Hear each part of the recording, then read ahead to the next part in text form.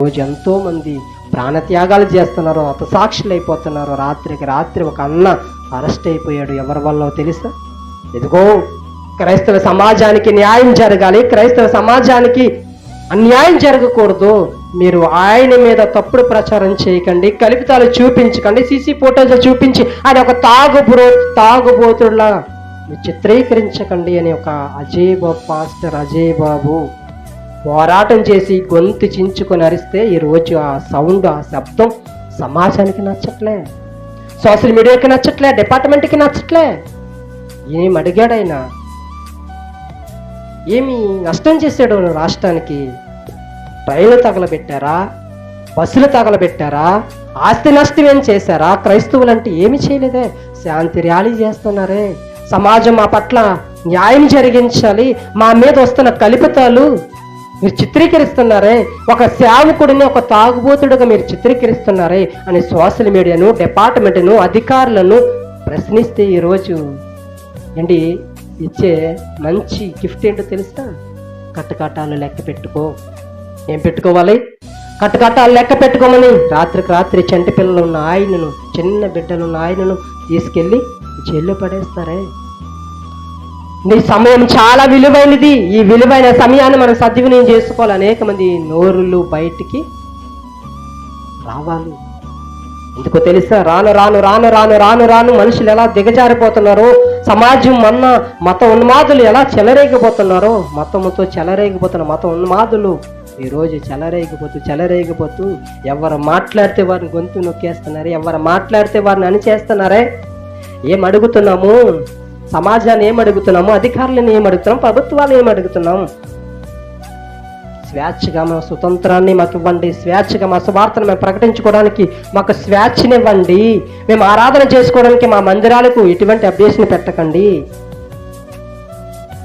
ఎటువంటి ఆటంకాలు పెట్టకండి, పర్మిషన్ ఇవ్వండి, మందిరాలు కట్టడానికి పర్మిషన్ ఇవ్వండి, వార్తలు ప్రకటించడానికి పర్మిషన్ ఇవ్వండి, ఆరాధన జరగడానికి పర్మిషన్ ఇవ్వండి. అనేక మంది తాగుబోతులు మారుతున్నారు, అనేక మంది వ్యభిచారులు మారుతున్నారు, అనేక మంది దొంగలు మారుతున్నారు. దేవుని మాటలు వినటం వలన విశ్వాసం కలుగుతుంది. ఆ మాటలు, క్రీస్తుని గూర్చిన మాటలు ఈరోజు అనేక మంది సేవకులు ప్రకటిస్తే ఈరోజు సేవకుల మీద వేసే నిందలేంటో తెలుసా?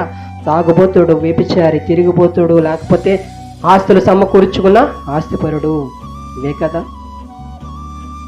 ఈరోజు సమాజం ఏమైపోతుందో తెలుసా?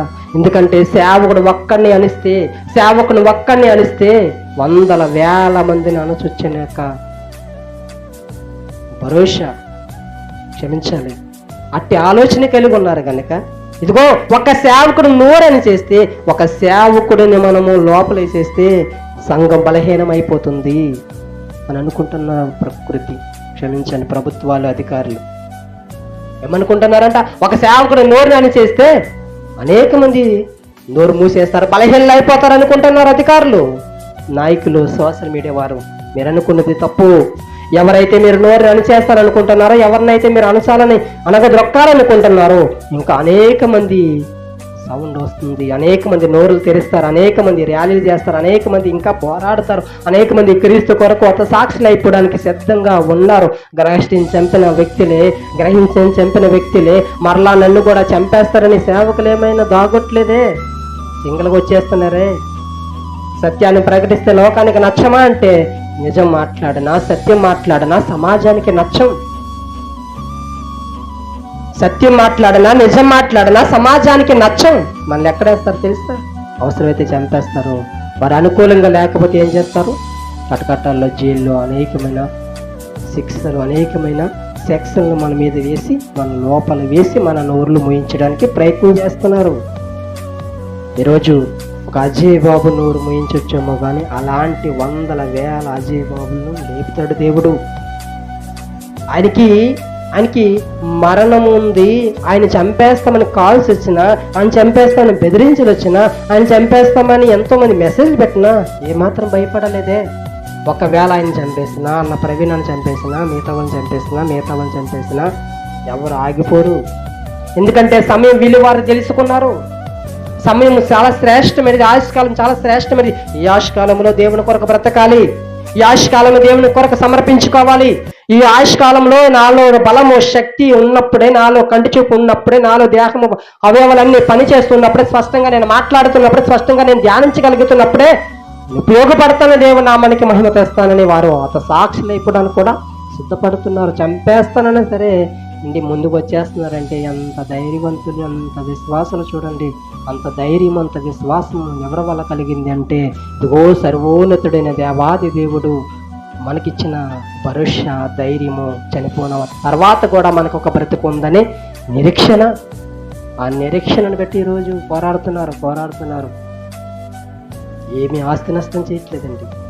మనం కూడా చేస్తాం. ఈ కొత్తపల్లి మండలం ఉప్పాడ ప్రాంతం నుంచి మనం శాంతి ర్యాలీ చేశారు. ఇక్కడ సేవకులు, ఫెలోషిప్ సేవకులందరూ కలిసి, మరలా సిటీ ఫెలోషిప్ వారు కాకినాడలో అండి అనేకమంది, వందల మంది సేవకులు, వేల మంది ప్రజలు తరలి వచ్చారండి. ఆ రోజు నేను చూస్తున్నాను, సోషల్ మీడియా చూస్తుంటే యానము, తాల్రేవు, తర్వాత రాజమండ్రి అంటే చాలా ప్రాంతాలు, హైదరాబాద్ కానివ్వండి, వేరే రాష్ట్రాల నుంచి కూడా ప్రజలు తరలి వస్తున్నారు, ర్యాలీ చేస్తున్నారు, న్యాయం జరగాలని పోరాటం చేస్తున్నారండి. సమయం చాలా విలువైనది కనుక మనము సద్వినియోగం చేసుకోవాలి. మనం ఎలా పడితే అలా బ్రతకడానికి వీలు లేదు. రోజులు చాలా భయంకరమైన రోజులు ఉన్నాయి, భయంకరమైన దినాల మనం బ్రతుకుతాం. రేపు మనం ఉండకపోవచ్చు. చనిపోతున్న మరుక్షణమే నేను దేవుని రాజ్యంలో ఉండగలను, దేవుని సన్నిధానములో నేను అత్తుకుంటాడు, నా దేవుడు నన్ను కౌగిలించుకుంటాడనే భరోసా ఉంటే ఖచ్చితంగా మనము ధన్యులమే. అటు ధన్యత దేవుడు మనకందరికీ అనుగ్రహించును గాక.